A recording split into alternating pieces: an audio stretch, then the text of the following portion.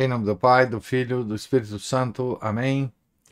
Ave Maria, cheia de graça, o Senhor é convosco. Bendita sois vós entre as mulheres, e bendito é o fruto do vosso ventre, Jesus. Santa Maria, Mãe de Deus, rogai por nós, pecadores, agora e na hora de nossa morte. Amém. São José, rogai por nós. São Felipe Neri, rogai por nós. Nossa Senhora do Bom Conselho, rogai por nós. Em nome do Pai, do Filho, do Espírito Santo. Amém. Bom dia a todos. Nós estamos na página 137 da biografia de São João Crisóstomo, escrita pelo padre Félix Arrarás. Estamos no capítulo, iniciando o capítulo La Donna è Mobile. A volta triunfal do desterro, os sorrisos de Eudóxia, a maravilhosa fuga de todos os inimigos, tudo augurava uma era de paz e de bênçãos no episcopado do santo. Os imperadores prometeram convocar um novo sínodo que desfizesse as acusações levantadas no conciliábulo do Carvalho e lavasse de qualquer mancha a honra de João. E assim teria sido se o trono fosse ocupado por uma mulher menos veleidosa. Por desgraça, toda a reconciliação nascera de uns nervos sobressaltados, não de uma decisão consciente, e por isso qualquer acontecimento podia pôr tudo a perder. Nós estamos lembrados, né, que Eudóxia ficou extremamente preocupada com aquele terremoto, né, que aconteceu em Constantinopla logo depois do desterro de João, né? Então, ela mandou chamar às pressas São João do desterro, né? Então, foi só por isso, né? Para esse susto, né? Por isso o padre Félix fala nervos sobressaltados, né? Então, não de uma decisão consciente, né? E por isso qualquer acontecimento podia pôr tudo a perder, bastando que se manifestasse alguma nova crise nervosa. O acontecimento fatal não se fez esperar. Arcádio, desejando oferecer à sua bela esposa uma prova de afeto excepcional, mandou erigir na praça principal de Constantinopla, diante de Santa Sofia, uma estátua de prata, efígie de Eudóxia, erguida sobre uma airosa coluna de pórfiro. A inauguração, que teve lugar em setembro de 403, fez-se acompanhar de ruidosas festas populares, bem apimentadas, com jogos mímicos, cantares e danças, que deixavam transparecer intenções eróticas. Com efeito, era do conhecimento de todos que o então prefeito da cidade, Antêmio, um maniqueu, não perdia ocasião de escarnecer das coisas sagradas, e a vizinhança da igreja oferecia-lhe uma ocasião única.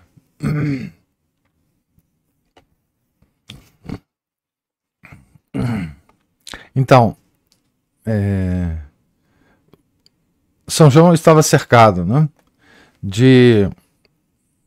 na sua diocese, né, de ateus, né, pagãos, ateus menos, mas pagãos politeístas, não é? De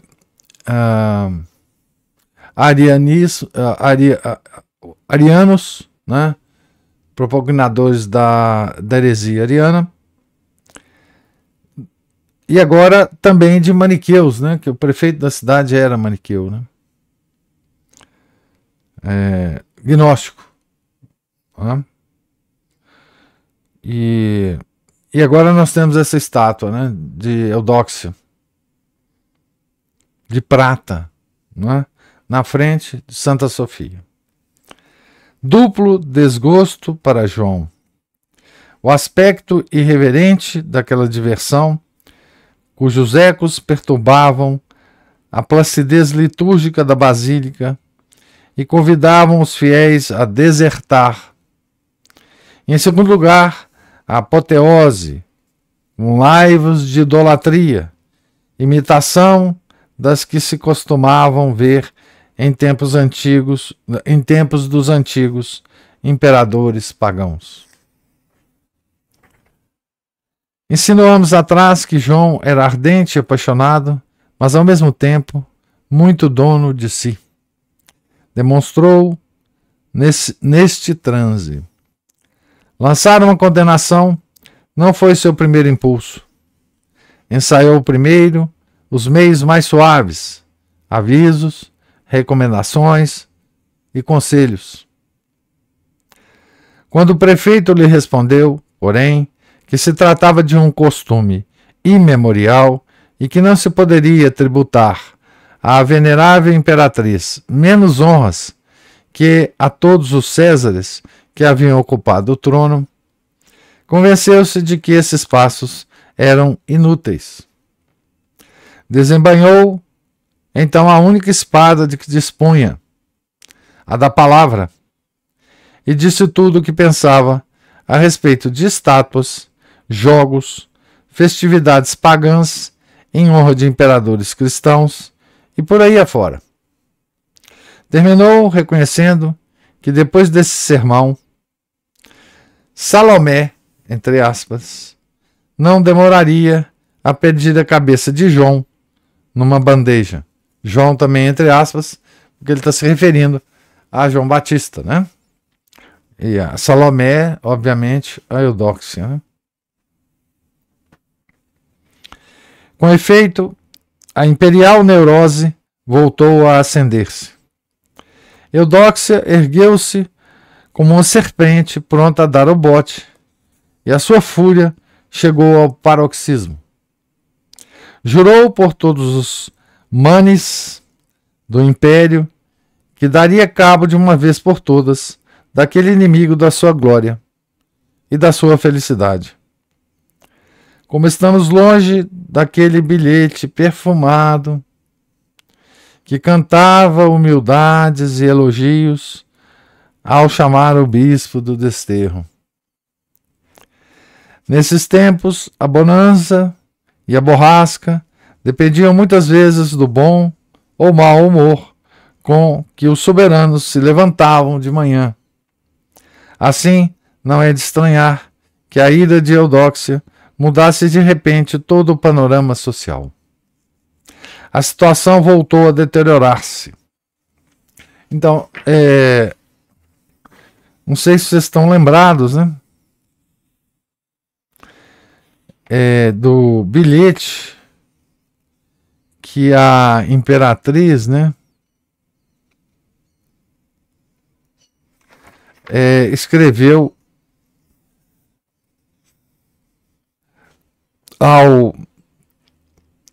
ao bispo João, né, quando ele voltou, né,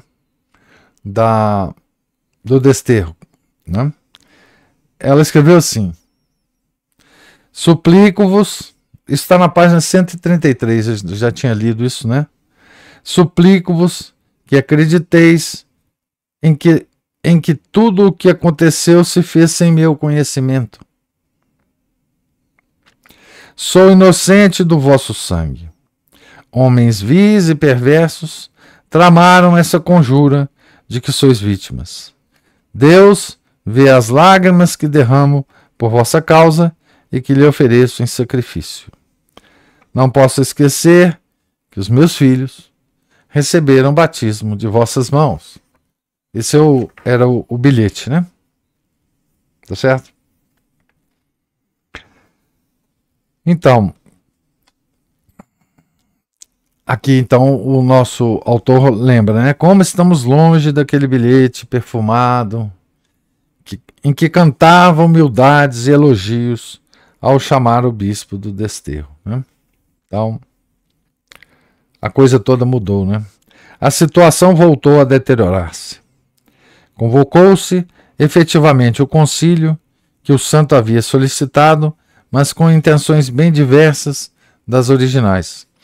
Tornou-se a convidar Teófilo, que, gato escaldado, declinou o encargo, mas manejou à distância os fios, como uma velha aranha abrigada na segurança de sua teia. A facção anti-joânica ergueu novamente a cabeça e o céu cobriu-se de nuvens de tormenta. Os bispos do Carvalho, do antigo concílio, né, fizeram, pois, nova aparição em Constantinopla. Apesar de se encontrarem acéfalos, traziam instruções precisas sobre o modo como deveriam agir. Durante a primeira sessão, um deles, um egípcio, levantou-se e perguntou: "Que viemos fazer aqui?" A Assembleia respondeu-lhe, em coro, que tinham vindo julgar o caso de João Crisóstomo.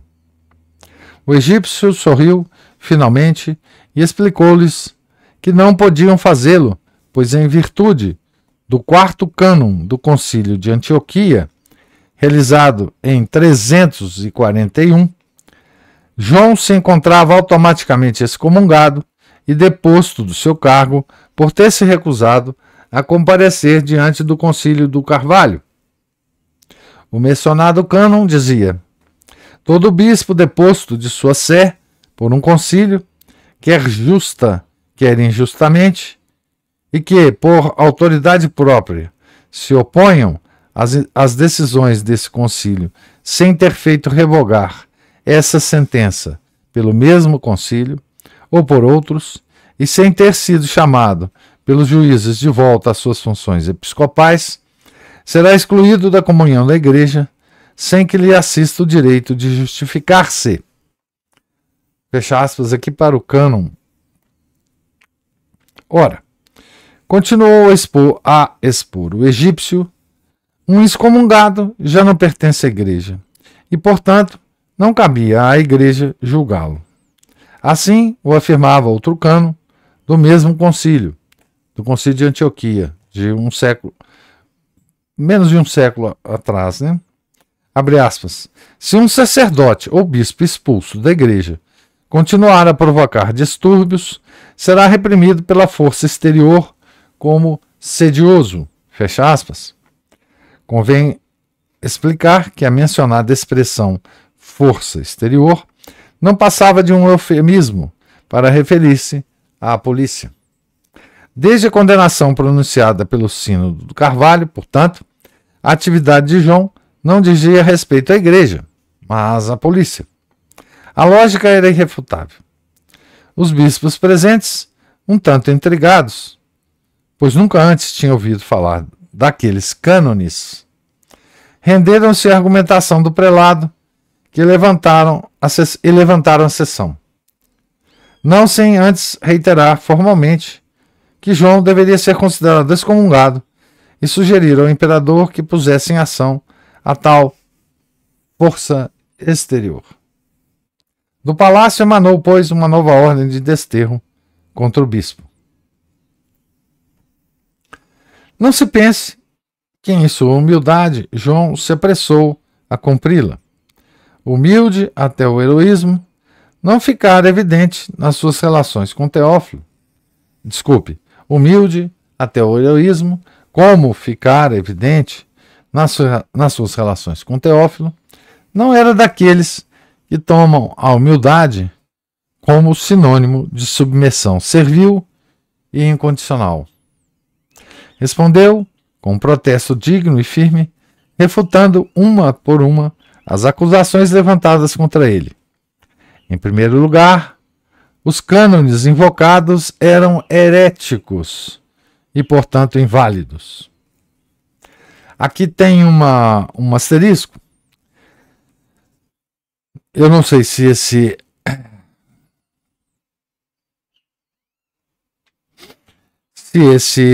essa nota aqui é do autor, parece ser, porque não tem outra indicação contrária, ou do editor, né? Ou do tradutor. Mas vejamos aqui. Então, com efeito, o obscuro concílio de Antioquia, que decretara esses cânones, fora convocado pelo imperador ariano Constâncio, e dele haviam participado unicamente 36 prelados, todos eles também arianos. Era, portanto, herético, e não podia servir de base a uma assembleia católica. Mas o emissário de Teófilo não considerava de bom aviso referir esse pormenor. Então, a citação dos cânones, né, era de um concílio herético, né? Então, São João falou isso, né? Segundo, então, em primeiro lugar, o concílio era herético, os cânones não valiam, né? Segundo, não se aplicavam a ele, pois nunca foram depostos por um concílio eclesiástico. Com efeito, só tomara legalmente conhecimento das decisões do Carvalho por meio da ordem de desterro, enviada pela imperatriz.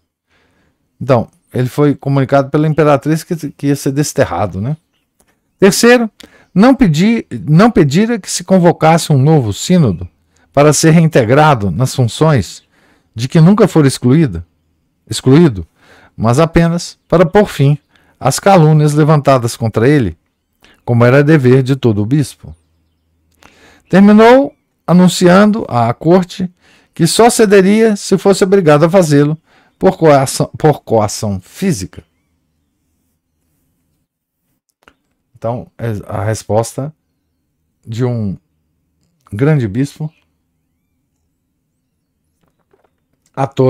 não só ao sínodo falso que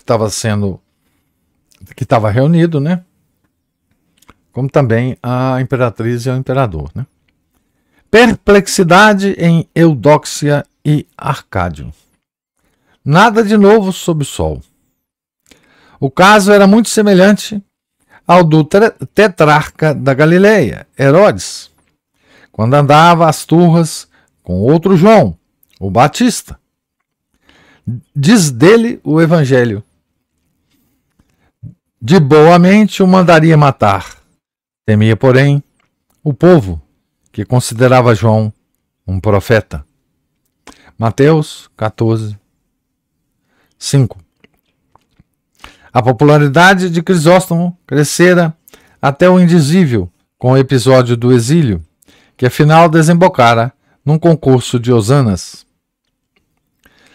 Apoderar-se dele, mano militare, era repetir o vexame já sofrido e talvez até concitar novamente as iras divinas,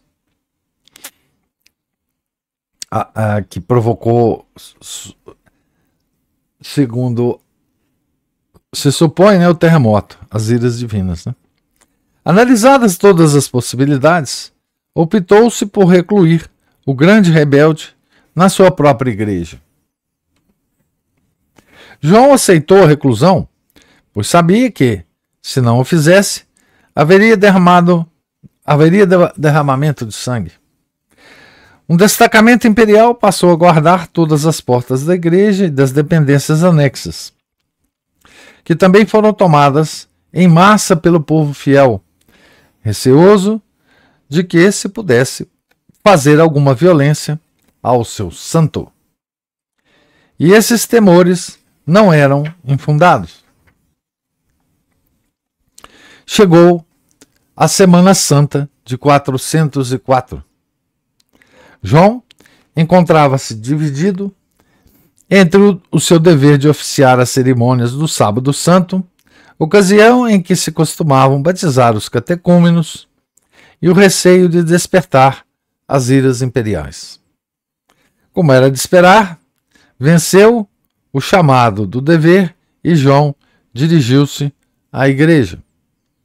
A notícia espalhou-se como um rastilho de pólvora, e antes que terminasse o ofício, o imperador enviou-lhe ordens para interromper imediatamente a celebração. João respondeu aos legados, abre aspas, recebi os poderes episcopais das mãos de Deus e não tenho o direito de abandonar a minha igreja. Se agrada ao imperador separar-me dela, está nas suas mãos fazê-lo, já que a cidade lhe pertence, mas terá de ser à viva força. O seu despotismo será a minha justificação diante do juiz eterno. Aqui há uma clara colocação, né, de São João dos dois poderes, né? O poder temporal e o poder espiritual, né? Então, ele estabelece, né, o que ele vai fazer, seguindo o poder que ele tem de Deus, e deixa nas mãos do imperador, se ele quiser, né, lançar mão do poder temporal, né? Arcádio, perplexo como sempre, resolveu consultar as autoridades competentes na matéria e mandou chamar à sua presença Acácio de Bereia e Antíoco de Ptolomaida, dois dos cabecilhas da facção anti-joânica. Como hesitassem em empregar a força para interromper os ofícios, os dois prelados não só lhe asseguraram que não havia mal nenhum em lançar as tropas contra um excomungado e sedicioso, como acrescentaram umas palavras em que ressoa o eco da primeira Sexta-feira Santa. Se nisto houver pecado, disseram, que a maldição recaia sobre as nossas cabeças. O Acácio de Bereia e Antíoco de Ptolomaida, né?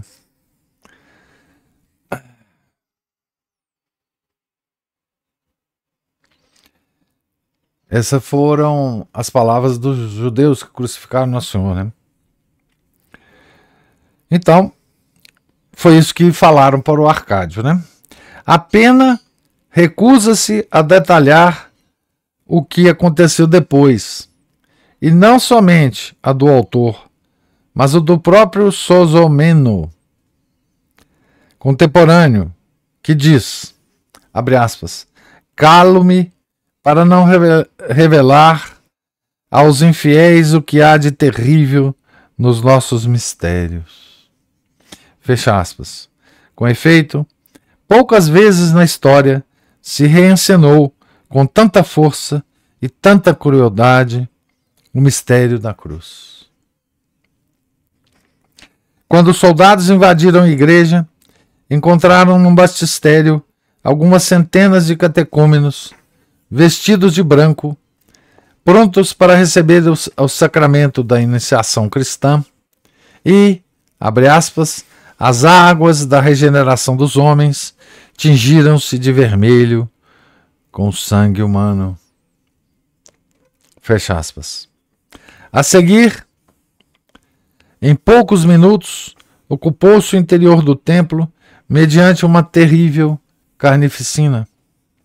João foi arrastado como um criminoso e os fiéis, presbíteros e bispos que conseguiram fugir, refugiaram-se onde e como puderam.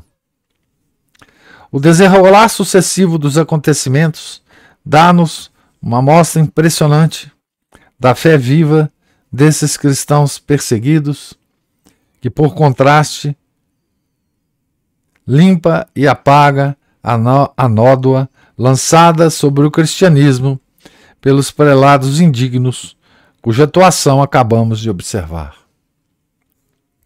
Os catecúmenos que tinham conseguido escapar da matança em Santa Sofia reuniram-se novamente nas termas de Constâncio, nos arredores da cidade.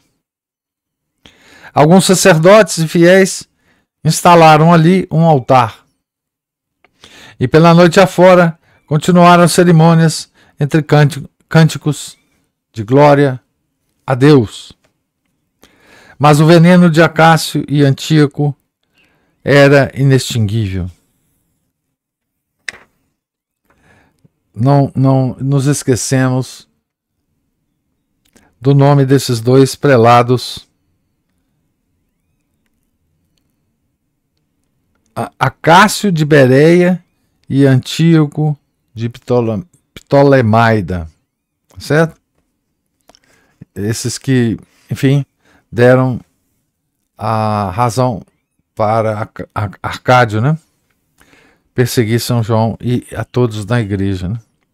Mas o veneno de Acácio e Antíoco era inextinguível.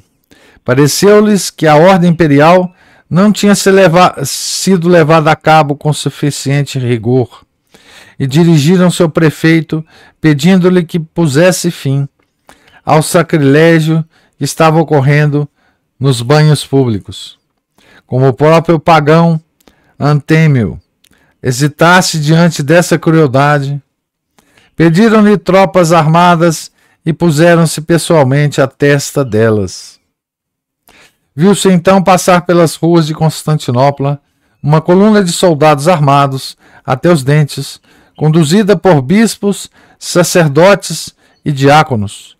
Era Judas a conduzir a guarda do templo. O número de mortos na carnificina das termas foi maior ainda do que em Santa Sofia. Os catecúmenos voltaram a reunir-se em pleno campo aberto. Foram dizimados por uma carga de cavalaria. E assim, durante toda aquela noite triste e durante todo o domingo da Páscoa da Ressurreição, continuou a caçada aos seguidores de Crisóstomo. De nada adiantou que 42 bispos fiéis se ajoelhassem sobre a escadaria do Palácio Real e implorassem clemência à imperatriz.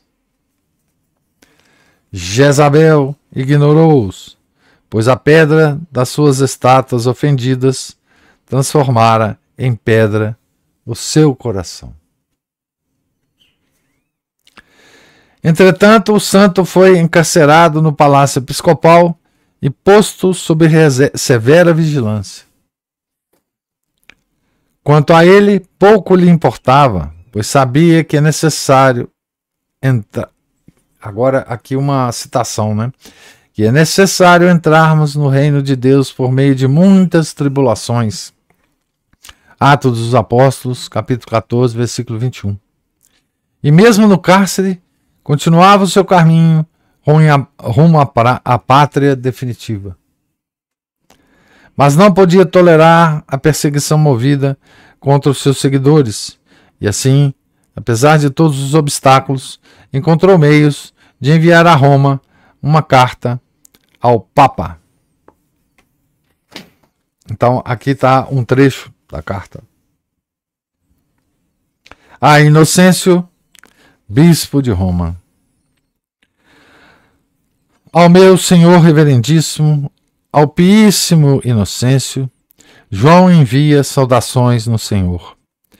Suponho que antes da chegada desta carta, o rumor da obra da iniquidade aqui cometida terá chegado aos teus ouvidos.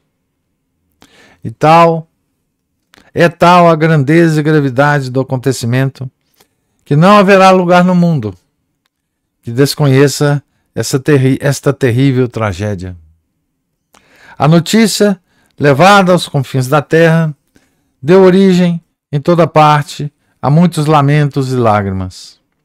Mas não basta chorar, é preciso agir. É necessário ver como se há de apaziguar essa gravíssima tempestade. Com esse fim, exortei os muito honrados e reverenciados bispos Demétrio, Pausófio, Pafos e Eugênio a deixarem os seus rebanhos para se confiarem ao mar e, após uma longa viagem, recorrerem à vossa santidade a fim de expor-te os detalhes do acontecido e solicitar de ti um remédio eficaz para a nossa dor. Então, fecha aspas aqui para São João, né? A seguir, detalhe os acontecimentos que conhecemos, desde a chegada de Teófilo a Constantinopla até a carnificina do Sábado Santo.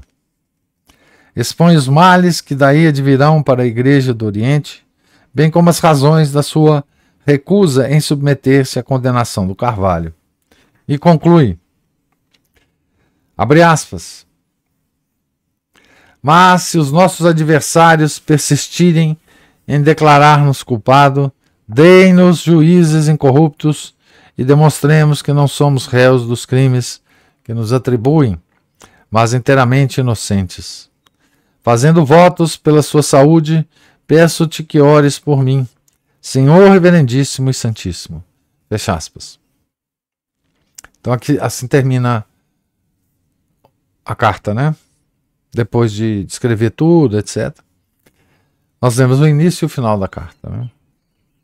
O documento foi acompanhado de uma carta assinada por 40 bispos em comunhão com o patriarca e de outra do clero da cidade, ambas pedindo que Inocêncio interviesse em favor do santo. Quando se espalhou no Oriente a notícia de que o Papa recebera a delegação de Constantinopla e pretendia convocar um novo concílio em Tessalônica, com bispos do Oriente e do Ocidente, foi o pandemônio. Teófilo apressou-se a enviar a Roma um libelo acusatório denunciando os crimes cometidos por João, e era tal a confusão reinante nas mentes, pelos contraditórios rumores que circulavam, que ninguém menos que São Jerônimo se prestou a verter para o latim esse texto a pedido do patriarca de Alexandria. De nada lhe serviu o estratagema, pois teve de engolir uma severa reprimenda do soberano pontífice. Então veja bem, Teófilo conseguiu que São Jerônimo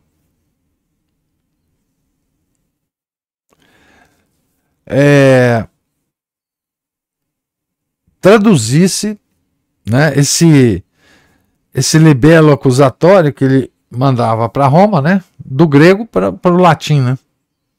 Tá certo? Também na corte estalou o pânico. Não se podia recorrer aos meios tradicionais de suborno e intrigas para impedir a realização desse novo sínodo, pois a figura incorruptível do Papa estava muito além dessas tentações. Havia apenas um modo de impedir Roma de levar a cabo a reabilitação do santo: suprimir imediatamente o pomo da discórdia, que era ele, João, né? Então assim termina esse capítulo, que depois da bonança, do terremoto, né,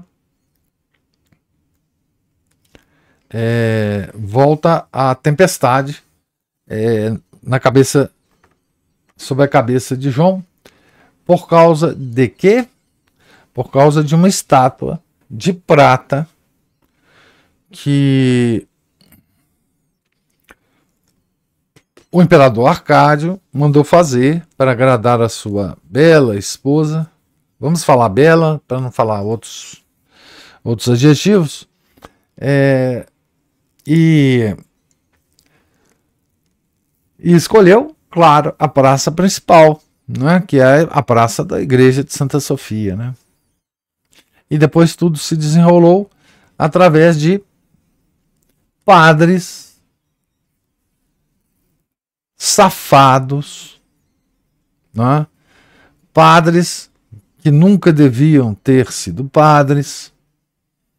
Acácio de Bereia, antigo de Ptolemaida, né? Cruéis, canalhas, safados, né?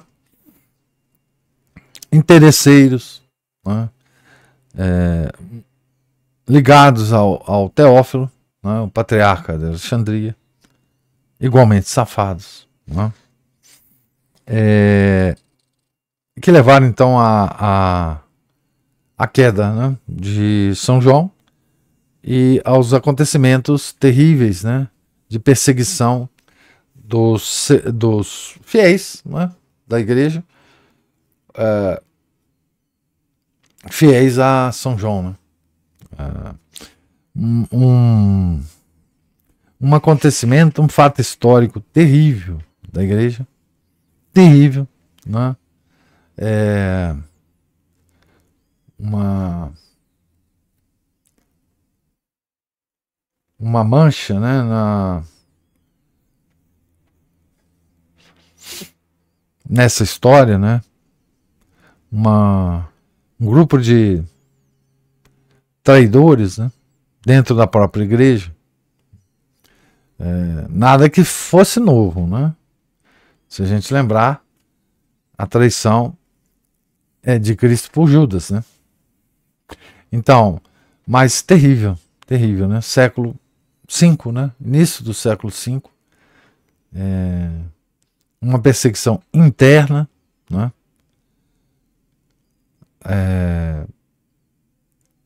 Estimulada, né? Ou melhor, uma perseguição interna que usou, né, o ódio da imperatriz contra João, né? É pior do que uma própria um golpe interno, né? Eles usaram da volubilidade, da fraqueza da imperatriz, né, para atacar um inimigo deles que estava dentro da igreja, né? Eles fizeram um conluio com o poder temporal, né? Eles usaram o poder temporal para atacar a igreja, né? Os seus mais santos homens, né? Inimigos desses canalhas, né? Tá certo? Então, esse é o capítulo que nós acabamos de ler, né? La donna è mobile é o título dele, né? Então agora eu queria ouvir os possíveis comentários e observações de vocês.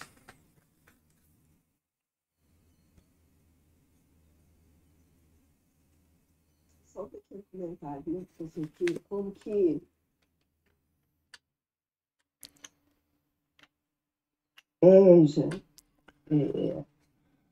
a vaidade, né? A soberba toda, como a ira, como que isso é como se fosse uma pequena trinca no dique, né? Que quando rompe, fica incontrolável, né? Você vê que uma coisa impressionante, não é? Impressionante. Porque assim, era algo voltado para São João e se transformou numa carnificina, fomentada por homens de dentro da igreja. De dentro da igreja. E que em nenhum momento você vê nenhuma tentativa deles de fazer parar nada, porque estavam morrendo gente inocente. O ódio deles era voltado contra São João. Mas eles deixaram um monte de gente morrer e fomentaram ainda a perseguição. Eles não fica satisfeito. Não tá bom ainda. Quero mais, quero mais. É algo assim que fica incontrolável, né? Na verdade, o ódio era Deus, né? Sim. Sempre assim. Eles só focalizaram no João, né? Porque João estava preso. Por que eles iam fazer mais alguma coisa? Que mais? Ele ia ser desterrado. Mas eles estão perseguindo quem é de Deus. O fundo é esse mesmo. É uma coisa inexplicável mesmo, assim. Assustadora. E como que a gente tem que ser vigilante mesmo, né? Porque de repente foge ao controle, né? Fortalecer os diques que a gente tem, né, para controlar isso. Exatamente. Sem dúvida nenhuma. Uma coisa. Vou passar. Você tá falando? Não, pode falar. Não, é porque eu vou passar pro Márcio aqui. Ah, tá bom, ótimo. Ei, professor. Diga lá, Márcio. Beleza. Mas esses. Mas me lembrou agora de em termos de bispo que não vai abandonar suas funções, né, em comparação com aqueles bispos da pandemia, né, tão subservientes ao poder secular, né, também subservientes à ciência, né. É, verdade. É um negócio lamentável, né? Esses bichos já não defendem fiéis de nada, né? Nada. Eles simplesmente são transmissores de movimento de uma correia do poder temporal para dentro da igreja. Pura ideologia, coisas plantadas aí pelos donos do dinheiro do mundo, né? E aí vai. Eles só transmitem. Falando nisso, nem fiquei sabendo o que foi. Há anos que eu não fico sabendo o que são essas campanhas da fraternidade mais. Eu também não. Eu já. Não faço ideia, né? Eu já escrevi, já fiz muita. Já fiquei muito com raiva desse trem no passado, agora acabou. Esse negócio faz mal pra saúde da gente, né, pessoal? Vamos cuidar da nossa vida espiritual, né? Igual eu tava lendo hoje, antes de ir pra cá, uma frase. O mundo lá está classificado como bem-aventurado, né? O principal apostolado, né, é o da vida interior. Tem que começar por ele, né? Daí partir para frente, né? Se a fonte não for a vida interior, não tem. Não tem duração. É o que Dom Chutar fala na alma de todo apostolado, né? Exato. É a metáfora da videira, né? Os galhos que não estão ligados ao caule secam. Isso, exatamente. Nada de fruto. Exatamente isso. A gente tem que dar fruto, né? Não ficar só na florzinha cheirosa, bonitinha, né? E a coisa tem que amadurecer e dar algum fruto. É por isso que tem que estar no caule, né? O caule é a nossa. Agora me deixou impressionado a memória curta desse pessoal aí de Constantinopla, né? Teve um terremoto, esqueceram, eles estão querendo que aconteça mais o quê? Um maremoto, chuva de meteorito para arrasar a cidade. Estou pensando a vida. Isso é tentar a Deus, né? Pois é. Você manda outra coisa para mim aqui, porque eu ainda não acreditei no Senhor, não. Bom, os judeus tiveram Jerusalém arrasada quando eles falaram aquela do esse seu sangue sobre nós, né? 40 anos depois, destruída, né? Constantinopla demorou um pouquinho mais, aí uns 900 anos. Mas hoje ela está sob a pata, né? Isso. Do Islã, né? Exatamente, acabou. Né? Mesmo aqueles, eu fico pensando também, mesmo a igreja que se deu uma de sectária, de achar que não estamos ligados, né, à videira, né, acabaram sendo aí soterrados pelo Islã, comunismo, e aí foi, né? Esse é o eles pediram terremoto e ganharam o Islã na cacunda deles. Como está acontecendo com a Europa toda, né? E isso sem contar que ali na virada do século XII para XIII, uns cruzados lá, uns muito bonzinhos, foram lá e saquearam Constantinopla. O negócio é sensacional, né? Saquearam tudo mesmo. Porque foram os cruzados bem intencionados, realmente, com aquele espírito, né, de penitência, de livramento também da Terra Santa, mas também foram os oportunistas querendo ganhar dinheiro, né? Os mercenários. Isso. Como sempre, hoje a gente chamaria de mercenário, né? Exato. E aí a gente tem aí também, né, a corrupção no poder secular, tem uma corrupção para todo lugar, né? E incrível que esse pessoal aí, né, do governo aí de Constantinopla não é capaz nem de não ter a mínima preocupação mesmo, né? Porque a princípio o poder temporal teria que ter o cuidado pelo bem comum, seja temporal ou espiritual. Eles não tinham cuidado nem de uma coisa nem de outra, né? Só queriam saber de usar toda aquela aquela instituição para poder cumprir as próprias vontades, alcançar os próprios objetivos, né? As próprias utilidades, aí no caso da madame, aí, como diria a Cristina, né? A dona do pedaço. A dona do pedaço. É só isso, eu também sem inspiração. Na verdade é o seguinte, a questão da resolução do poder temporal com o poder espiritual, no Islã, ela é resolvida automaticamente, né? Porque o poder espiritual é o poder temporal. Não existe a divisão, né? É uma teocracia, né? O Islã é uma teocracia, então não existe nem a noção, né, de poder temporal e poder espiritual, né? Então, Deus,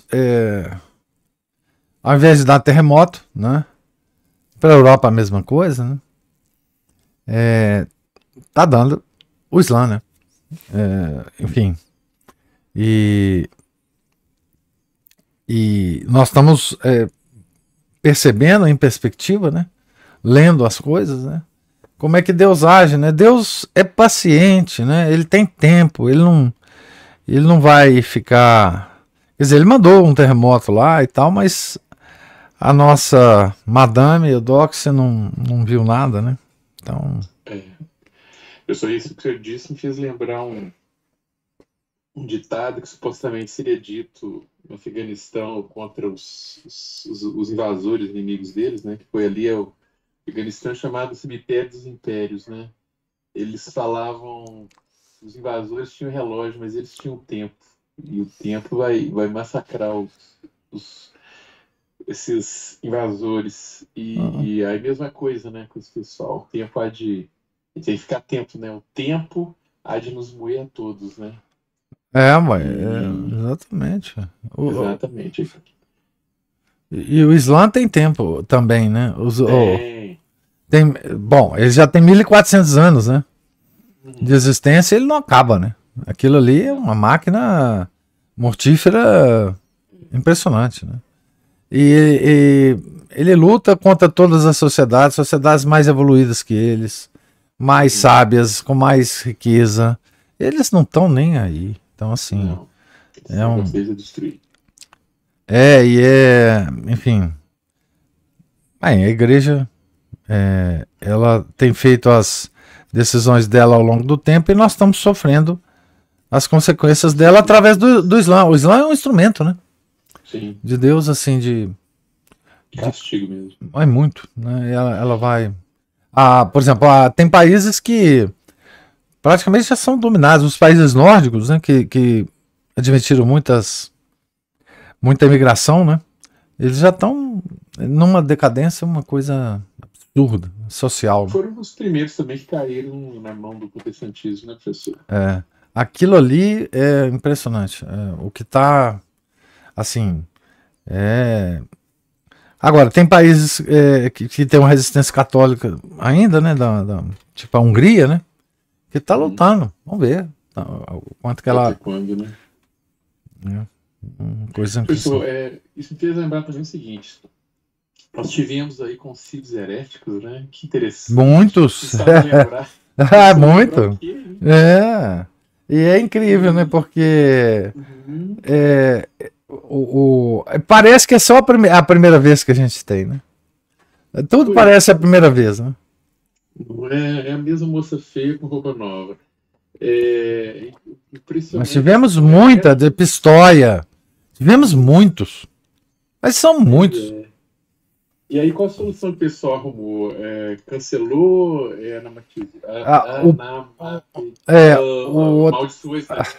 Anatematizou. Anatemacite. Os concílios posteriores. Né? Muito bem. Só um concílio pode fazer isso. Anatematizar o anterior, né? Pois é. A solução está aí. Inclusive era o que o João queria, ué. Tem um concílio aqui que está me condenando, ele é falso, eu quero o outro. Nada mais justo, né? Porque juridicamente tem que ser pessoas jurídicas iguais para anular uma ou outra. Superiores. Né? Exato. Ou superiores. Então, assim, se o Papa mandar, acabou. Mas normalmente é assim, né? O Concílio de Pistoia foi um papa que condenou. Não estou lembrado quem, mas teve muitos. Que bom. Ainda mais assim, naquela época, né? A igreja espalhada pelo mundo, o Papa em Roma, tinha muito concílio que o Papa nem ficava sabendo, não mandava representante, nem ficava sabendo.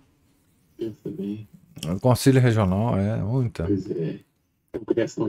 Mas tem concílio herege. Tem concílio herético. Que só é declarado depois, né? Isso.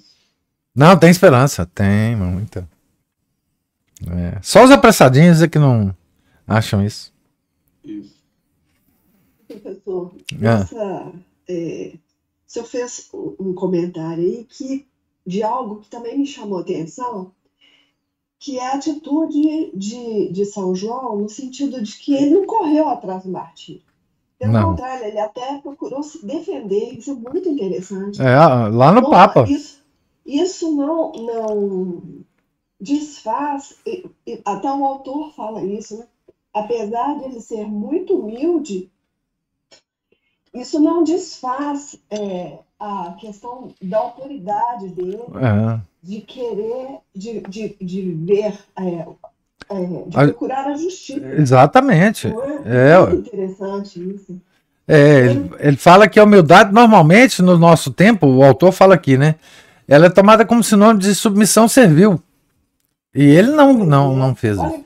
Olha que coisa, né? Nós estamos muito confusos mesmo. Hoje nós somos humildes só se formos submissos, né? Servilmente submissos. É aquela carinha, né? Aquele negocinho com a fala assim. Com a fala muito, né? Muito afeminada. Isso aqui é humildade, né?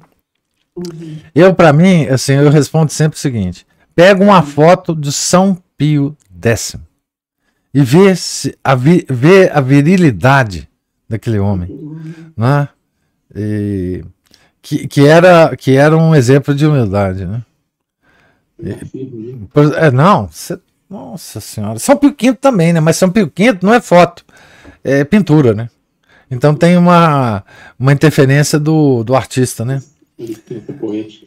Mas o São Pio X é um negócio assim, cara, uma força, uma virilidade, um negócio.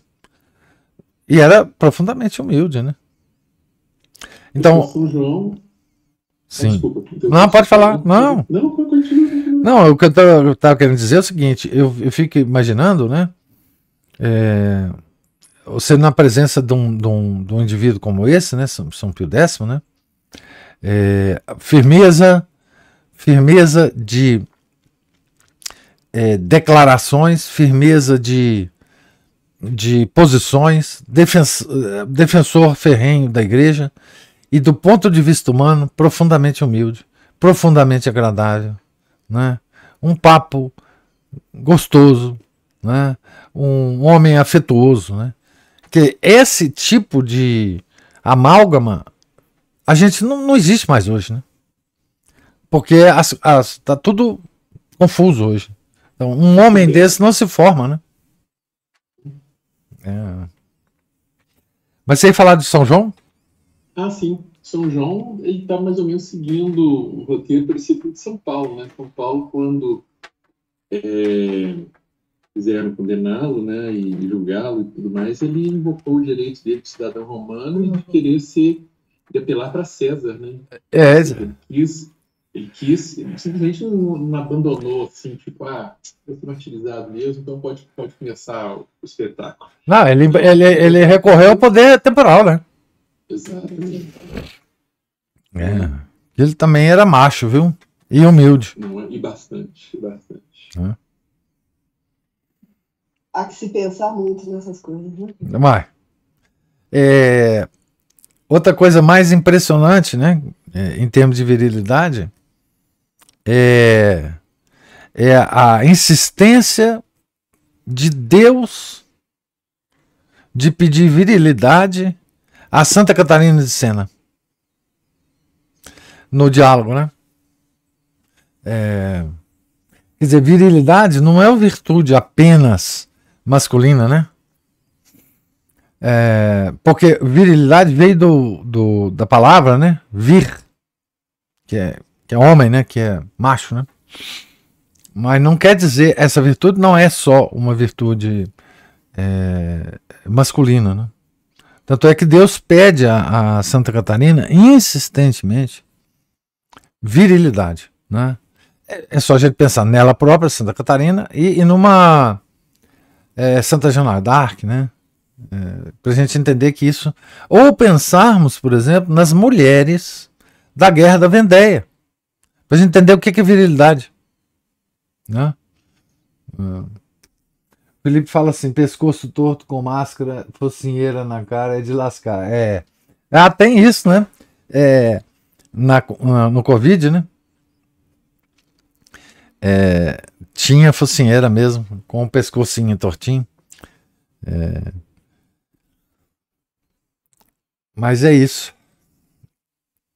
Mais alguma observação? Algum comentário? Então, gente, Deus lhes pague a presença, a paciência, os comentários. Fiquem todos com Deus, tenham um santo dia, um santo final de semana. Em nome do Pai, do Filho, do Espírito Santo. Amém. Ave Maria, cheia de graça, o Senhor é convosco. Bendita sois vós entre as mulheres, e bendito é o fruto do vosso ventre, Jesus. Santa Maria, Mãe de Deus, rogai por nós, pecadores, agora e na hora de nossa morte. Amém. São José, rogai por nós. São Felipe Neri, rogai por nós. Nossa Senhora do Bom Conselho, rogai por nós. Em nome do Pai, do Filho, do Espírito Santo. Amém.